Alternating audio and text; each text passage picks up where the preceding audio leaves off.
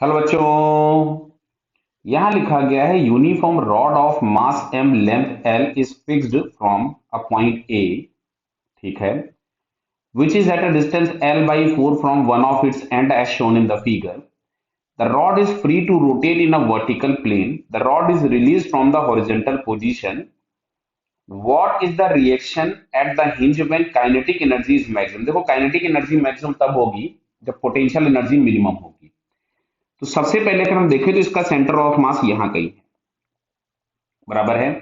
और ये डिस्टेंस भी हम लोगों के पास एल बाई फोर ही होगा, बिकॉज सेंटर ऑफ मास का डिस्टेंस किसी भी एक एंड से एल बाई टू होता है, और इस जो रोटेशन एक्सिस दिया है ये एल बाई फोर है, तो सेंटर ऑफ मास भी यहां से एल बाई फोर पे ही होगा।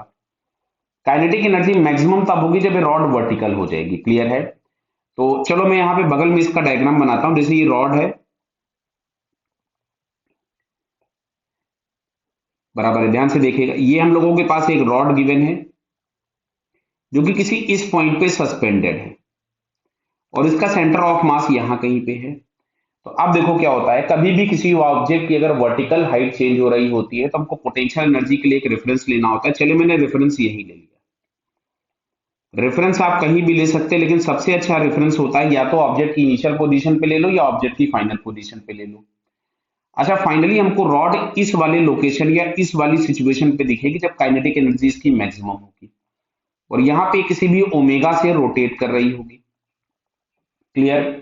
अच्छा, अब जब ये यहां होगी तो इसका सेंटर ऑफ मास इस पाथ को ट्रेस करते हुए यहां पहुंच जाएगा। क्लियर। तो रेफरेंस अगर हमने यही लिया था तो काइनेटिक एनर्जी भी जीरो थी, और सेंटर ऑफ मास अपने रेफरेंस पे ही था, तो पोटेंशियल एनर्जी भी जीरो हो गई। तो टोटल एनर्जी इनिशियल के नाम पे हमको मिला जीरो।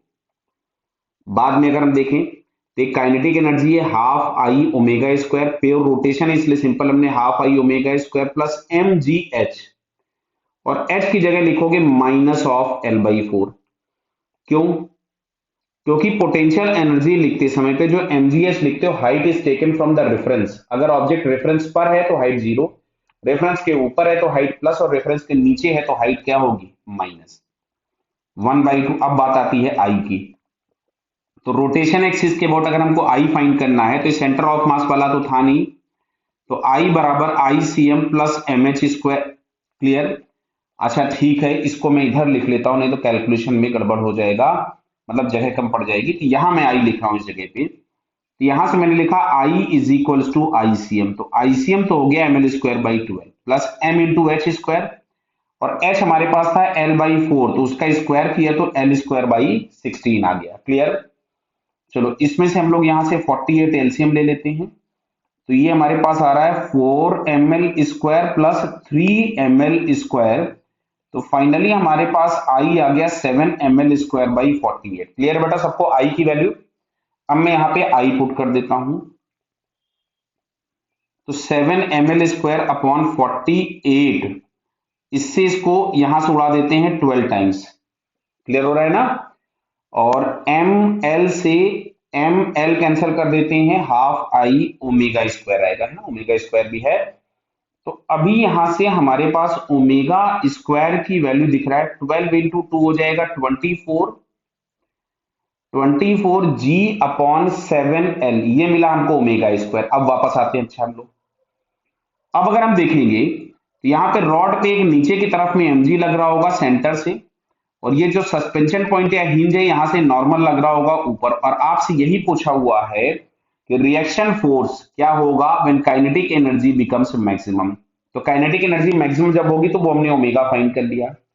अब अगर हम यहां से देखें तो सर्कुलर मोशन की कंडीशन हमको यूज करनी पड़ेगी, मतलब हम इक्वेशन में लिखेंगे N minus M G is equals to M into A सी,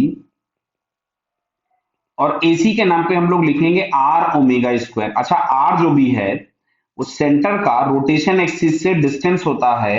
ये हमारे पास क्या, आप लोगों को एल बाई फोर दिख रहा है, तो यहां से हमारे पास मिलता है N minus M G is equals to M L by four into omega square. Omega square आ रहा था 24 जी अपॉन 7 एल। क्लियर है।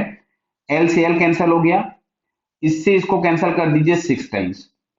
तो यहां से n इज इक्वल टू, इस mg को उधर लोगे पड़ोस में प्लस हो गया, प्लस आपको कितना दिख रहा है यहां से 6 mg/7,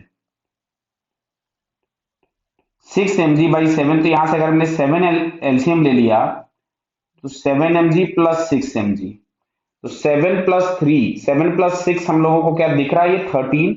तो फाइनली हमारे पास यहां से आ रहा है 13 mg/7, ये हम लोगों को मिल गया नॉर्मल रिएक्शन, जो कि हिंज से मिलने वाला फोर्स होगा N। क्या क्लियर हुआ बताइए? तो 13 mg/7 अगर हम लोग चेक करें तो 13 mg/7 हम लोगों को यहाँ पे थर्ड वाले आंसर में दिख रहा है। Clear? So finally it's third answer is correct. Clear बेटा? Okay, all the best.